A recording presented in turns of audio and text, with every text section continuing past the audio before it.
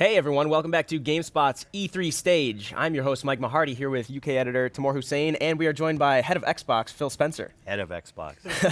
How's it going, Phil? It's good. I always love E3. It's a fun time of year. Fans are they in yet? I don't know. I think they're just now coming in. It's about to be an hour from now. Down there, yeah. the energy was in the room. You could feel it. Body temperature, the temperature in the room was also going up. Open to the public this year, like 15,000 public tickets? Yeah. You know, I'm on the board that runs, the ESA that runs E3, and we've had a lot of feedback from both publishers and developers that they want to see more consumers in the show because, you know, E3 kind of was born out of us building games, retailers coming in, see what games they like so they could pre-order copies for the fall, get their orders ready. But now so much of gaming is about like this, direct to talking to the gamers, selling to gamers. So it's having consumers here I think is a good thing. Yeah, and it's a big show for you and the Microsoft team, unveiling what used to be Project Scorpio. We now know it's the Xbox One X. What's it like for it to be finally out there? We know the price, we know when it's coming out, we know what it is. Yeah, it's probably one of our biggest E3s ever for us when you just think about the importance of it. And we had our briefing on Sunday, new day for us in terms of our press briefing, showed 42 games, 22 with console exclusivity on Xbox One, and then unveiled Xbox One X. I'll try not to slip in and call it Scorpio over and over. And it was great. Like, the energy in the room was great. We've got the world's most powerful console. For a value customer who's looking for an everyday console, play games with their family, we've got S. We've got the world's most powerful with X, playing true 4K, had a great showing of the games on stage to show the power. You two weren't in the arena, right? No, So we built this 50-foot 4K screen in the arena, which was incredible. Did the 4K streams out to people so they could see the quality of the games. It was a lot of fun. Yeah, I do want to talk about the press conference itself because, you know, you have, as consoles, like you yourself, coming from a development background, you've been speaking extensively, interview after interview, about, you know, how consoles are making their way more to the PC kind of hardware upgrade cycle. And now you have Xbox One S, you have Xbox One X, and then you have PlayStation 4, the PlayStation 4 Slim, the Pro. When you look at the Xbox One X at the price it is, $499, who are you mainly targeting? I know you're trying to bring in people. Are you trying to upgrade people from the S? Are you trying to bring in people from Sony maybe that like stick to PlayStation? Who is the crowd that is coming in? Because I mean, it seems like a fair price point, but it still might be a little bit hard sell, like to sell 4K at $499.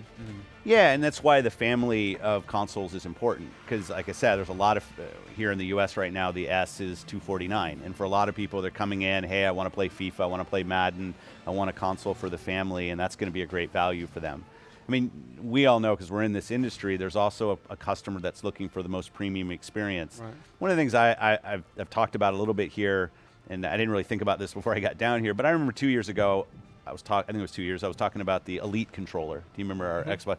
And that was $150. And I remember there was a lot of discussion around, hey, well, who's going to spend $150 on a controller? And I knew we had built a $150 controller. I felt it. I play with it all the time. And we put that in the market in the holiday, and we couldn't build enough. Like, they were all gone. But that's not for everybody. We sell, and Xbox One S, Xbox One X is the same thing. There's a premium customer who wants the very best, true 4K gaming. You know, that console's on a league on its own, right? There's nothing else that's close to it in terms of specification. And there's a core set of people out there who are going to want that very best experience, either on their 4K television. We've also, through super sampling, enabled great fidelity on a 1080p television. Right. But most of the consoles we sell next year will be S, and that's fine. Right. I want to give people choice. I'm really thrilled with the reaction from the developer community to the power that we were able to put in the Xbox One X, and even the development console, and how people are getting their games up in a native 4K resolution so quickly. And give gamers choice, give consumers choice when they come in, build the best development platform we can for developers, and it was a good show, and I can't wait to launch November 7th. Starting. I do want to get into specifics in a little bit about the X itself and the games, but to talk about that, I mean, we're coming up to E3. I think what was Project Scorpio, the X now, was probably the biggest thing everybody was watching out for, right? But you only devoted like a small portion of your press conference to that before just rifling through 42 games. Was that kind of a reaction to the last couple E3s where people had maybe been criticizing not enough focus on the games, whereas, you know, I think the common refrain is that Sony, that's all they did, and I think they went for that this year. But this year, you just went through, it was 42 games, right? Yeah. Was that a reaction to last year? Was that just like a new direction that you want to take, even though you had like the most powerful console coming out? It's a great question. There were a few things that came together. One, I made the decision a little while back that we weren't going to stay within the 90 minutes that we normally were at, so we had a little more time.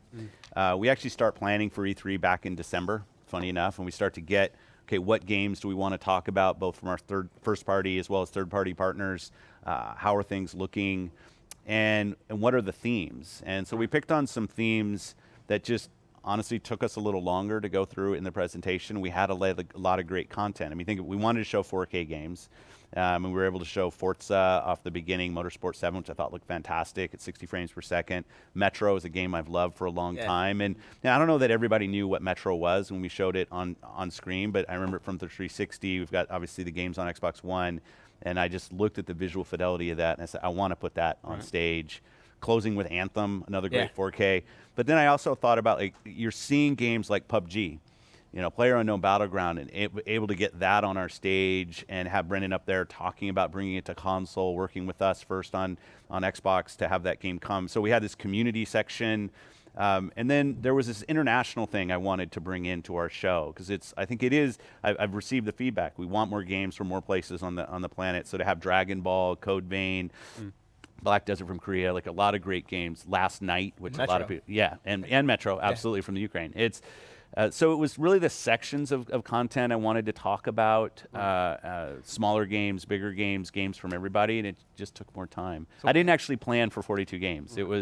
It's kind of what we landed on, and tried to trim it back, and there was nothing I wanted to pull out of the show. So one of the big things that people are picking up on is, you announce a new console, and generally the kind of plan is to announce a big first-party game that kind of attaches to that console and shows the power of that console. And you did have a lot of games, but there was kind of a dearth of first-party games. You had Forza, and so people were obviously looking for a Halo or a Gears or something like that, but you didn't quite have that kind of big Microsoft kind of IP to be like, this is our flagship product or title for this console. Can you speak to a bit why you decided to focus on third parties? Because at the moment it's like a lot of people will be looking at that and seeing a lot of third party games and then weighing up whether they want to buy an additional console for games that kind of exist in other places, PC or PS4 or... Yeah, I think it's absolutely a fair question. I'll focus on both first party and third party.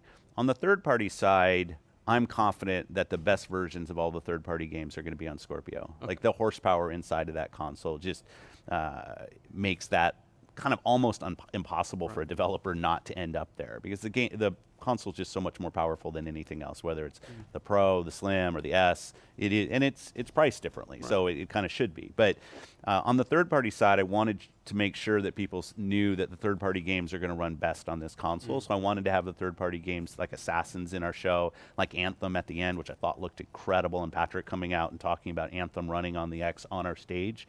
I thought that was a great opportunity. On the first-party side, Crackdown, Sea of Thieves, State of Decay, Minecraft in 4K, which doesn't always pick up the same kind of buzz here at E3, but I kind of tease some people when they kind of push on this.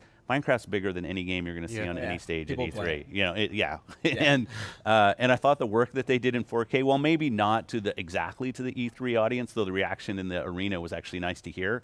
Having Minecraft in 4K with the new graphics look might be more impactful than anything else that happens for us, right? That is just such a huge opportunity. Having Ori show up there and be able to announce a new Ori, one of my favorites from this generation. Yeah. On the Halo and Gears thing specifically, I was proud that we were able to show 42 games and not show Halo and Gears, because people know we're working on Halo and Gears, right? Those are important franchises for us. Gears is getting the update to 4K, and we were showing it in the arena at kind of a special section where people could go to see Xbox One X content in play. On 343, I was just down there 2 weeks ago. I can say they're doing some great work exercising what Xbox One X can do, both on some of their past games as well as looking forward. We'll probably have more to talk about that soon. But I think that both teams are actively working. But the fact that we could land 42 games on our stage, 22 with console exclusivity, and not have Halo and Gears, I thought was a strength. So one of the things that you said there is that you want third-party games to be best on Xbox One, Xbox One X, sorry. Yeah.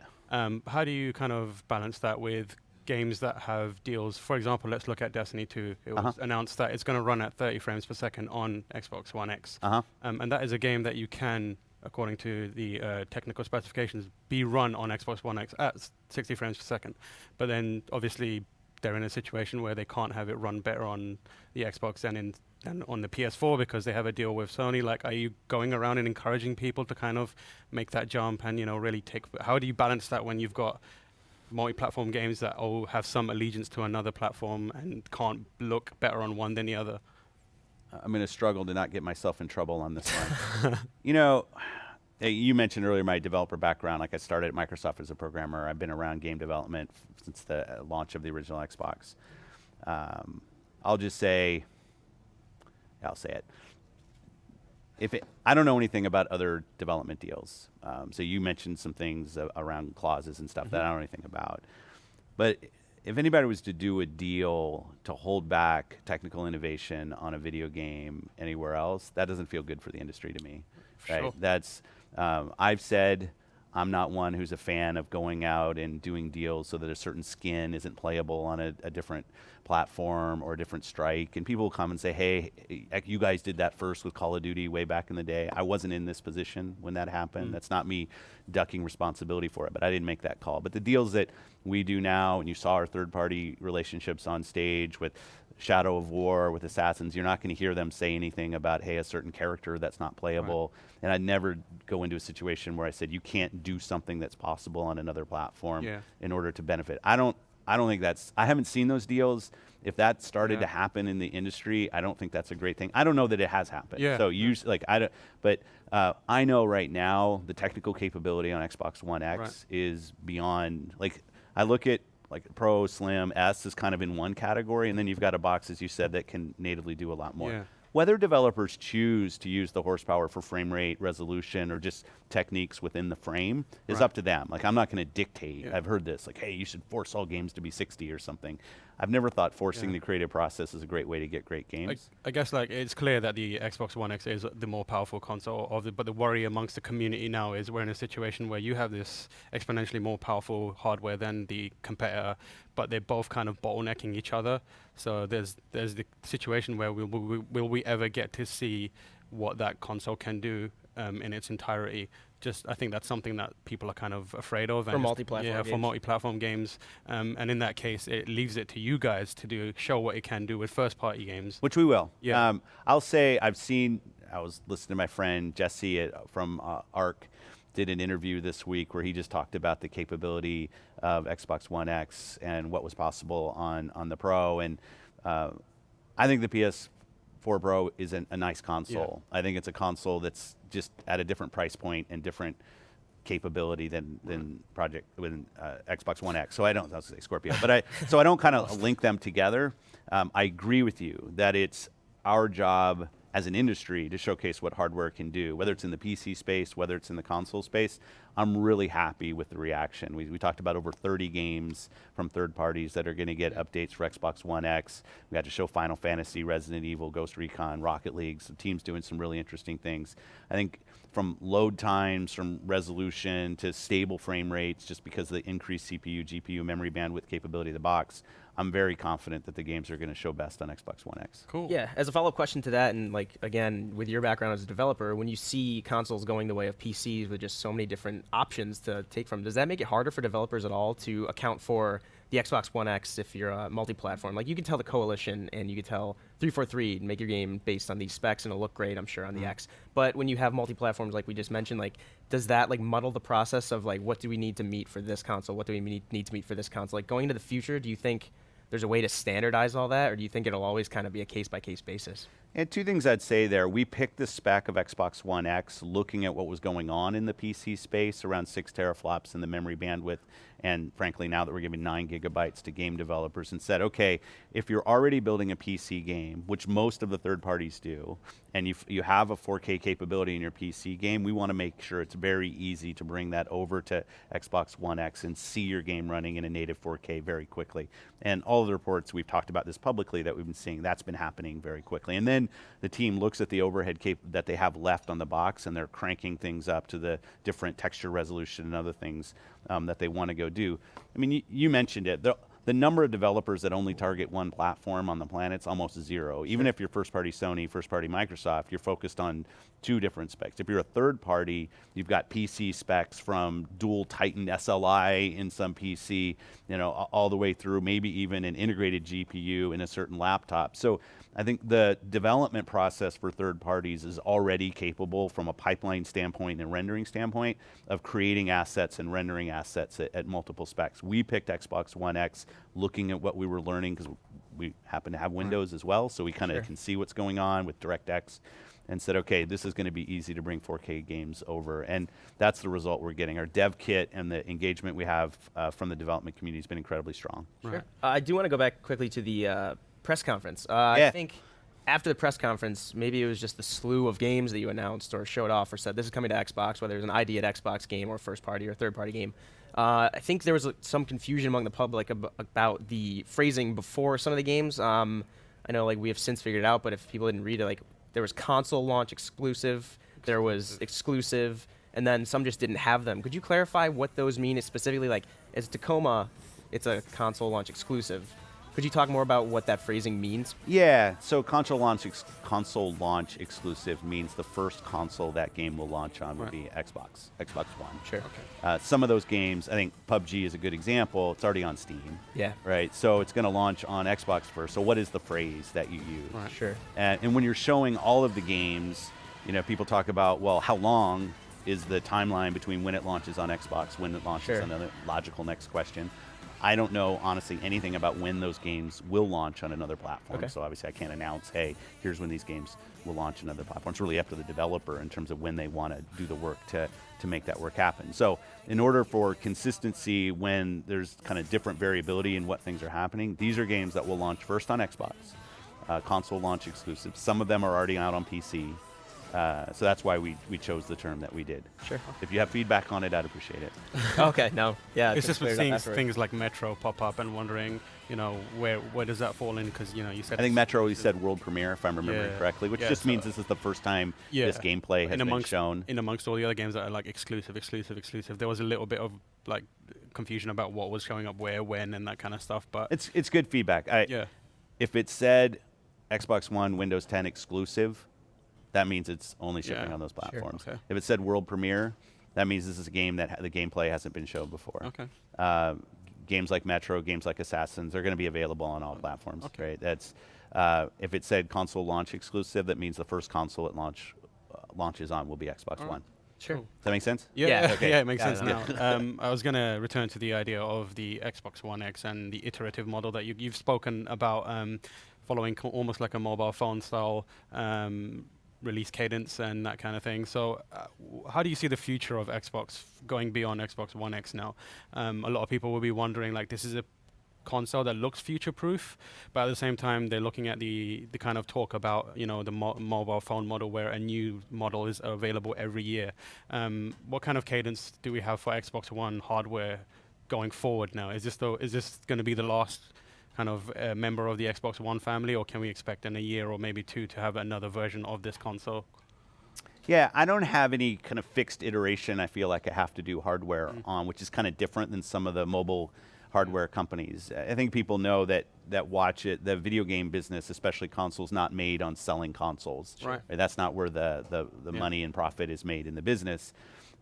Frankly, in a weird way, selling as few consoles as possible, selling as many games as possible, that's kind of a stupid scenario, but is more valuable than just selling consoles if people don't use them.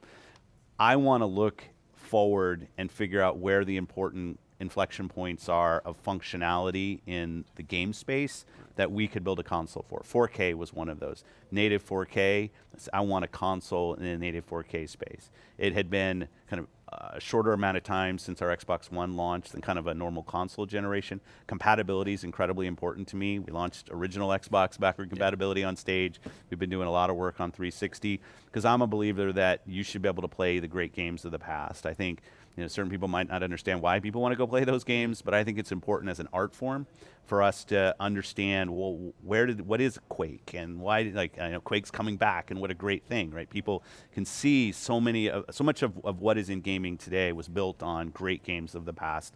I want this compatibility to be something that's core to what we're about. So when we said we're going to go build a 4K console with Xbox One X, I wanted to be part of the family of Xbox One, so that you knew if you were an S customer or a One customer and you decided to move to Xbox One X to get 4K, your games and accessories were going to move with you.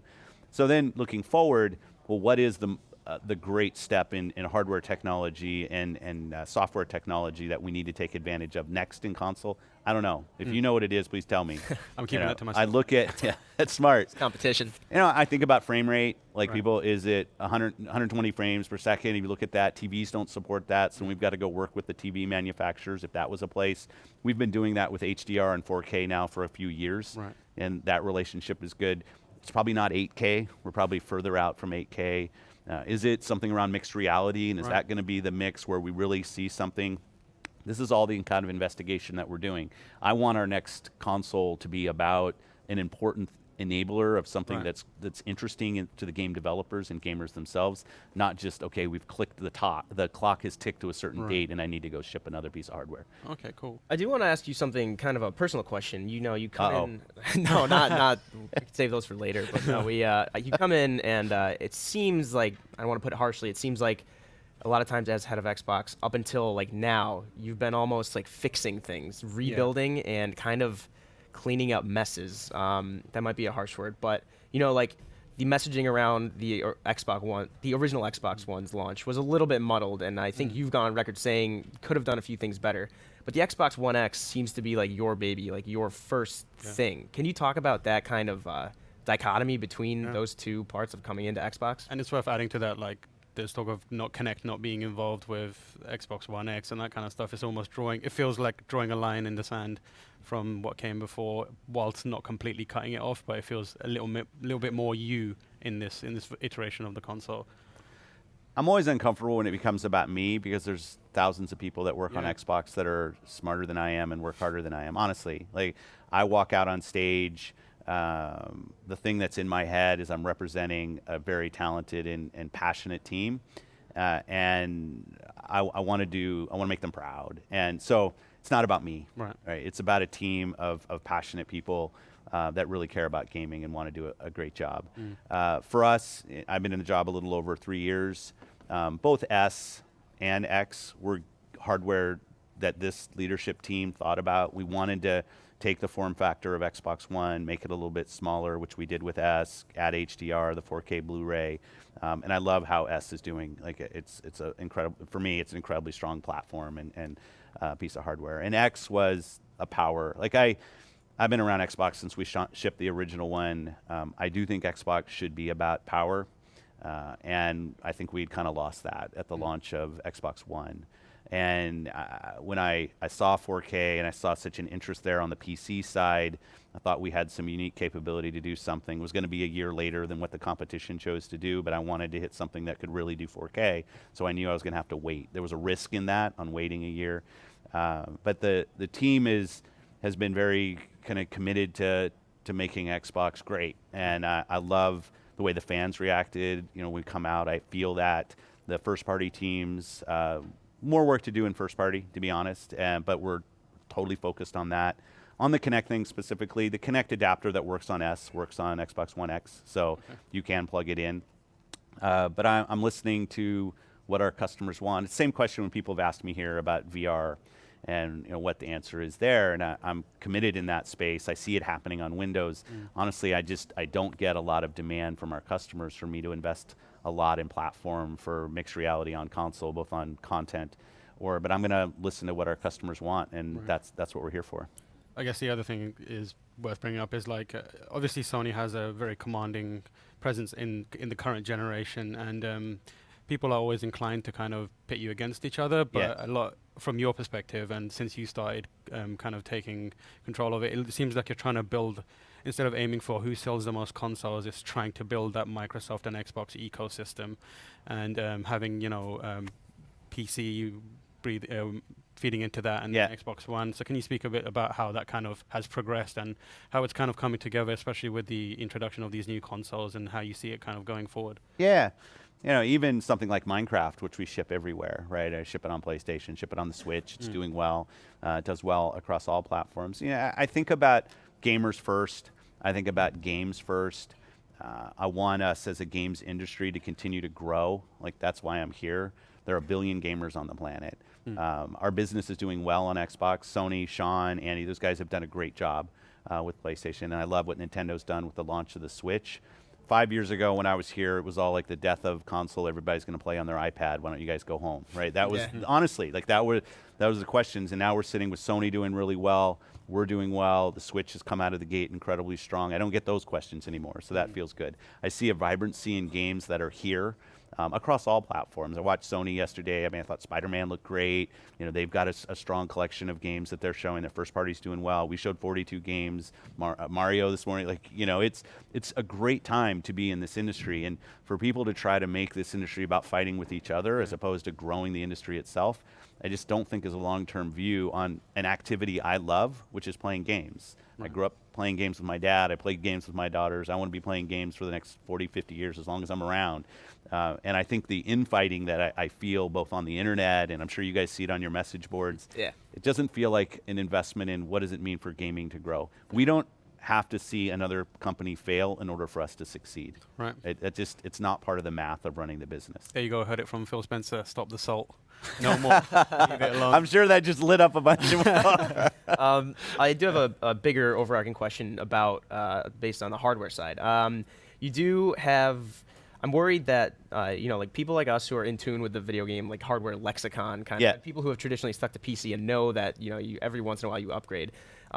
Is there any concern moving forward that people who are still used to just like get a PlayStation 3, then you get a 4 like 6 years later, then you get a 5 however many years later, if that's what comes to be, has there been any concern within Microsoft? Like, how do you market like these console upgrades to people who might not understand where that is going, who are still used to that traditional cycle of the new consoles? Yeah, so just to really if somebody bought an Xbox One at launch and they want to keep that console forevermore, that is a great customer for us. I don't have to go sell them an S. I don't have to go sell them an X for the business. If you keep your launch day Xbox One console and continue to play games and play with your friends and buy games, that's a great scenario for us. So I'm not in a space where I have to go sell somebody another piece of hardware. I think about the new consoles we do as a way to expand our business and expand people playing on our platform. But if somebody wants to stay on that first console, this is why compatibility has been so key to me, because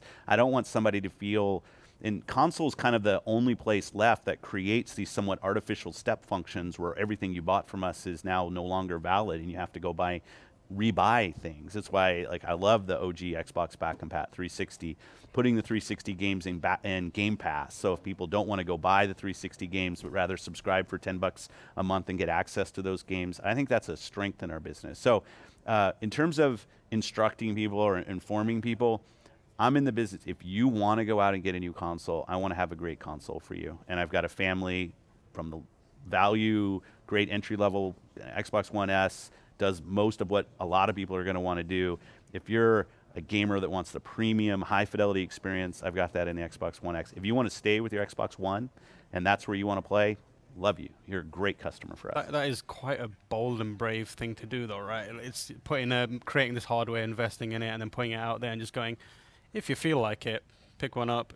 It's kind of like, you don't see that happening a lot, so it's kind of like, must be scary to put that out there. It's on some level, right? Yeah, it's kind of been the console business for a long time, and I know we don't really talk about it this way, but this is why, and I know I definitely get some feedback on this, when I think about the health of Xbox, I think about how many people are playing games. Like, that is, if you're playing on a 1 or you're playing on an S or you're playing on an X, that's actually not the thing that creates like the great relationship between us and our customers. So consequently, I focus on how many monthly active players do we have on Xbox Live. That's the critical thing for us.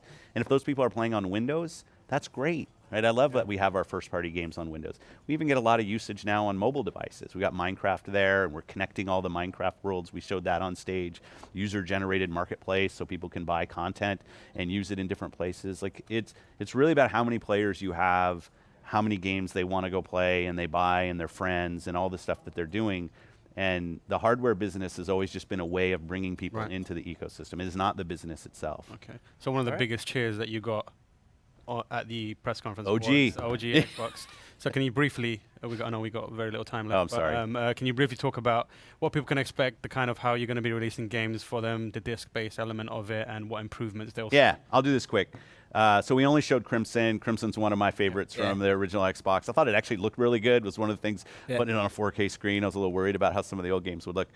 Discs work. So if you got your discs, when the game's been enabled, you'll be able to put a disc in. So just like 360, it's not every game. It'll be a smaller number of games than it is on 360, mainly for rights reasons. Like some of those companies, we go back and the companies that publish those don't exist anymore, and we do have to get rights clearance and other things. But we'll talk more about what's coming. It's coming this year, and I'm excited about the list. Awesome. So Phil Spencer, thank you so much for coming on our stage. Yeah, thanks for having me. It's fun. Yeah, we appreciate it. And have a good rest of the show. Thank you. Cool. Yeah, so if you're watching, you can go watch this video later on if you want to come back to it. But we do have more demos coming up throughout the day. Next, we have Ubisoft's South Park: The Fractured But Whole. And we will Make sure you see say then. that correctly. The Fractured But Whole. We'll see you then.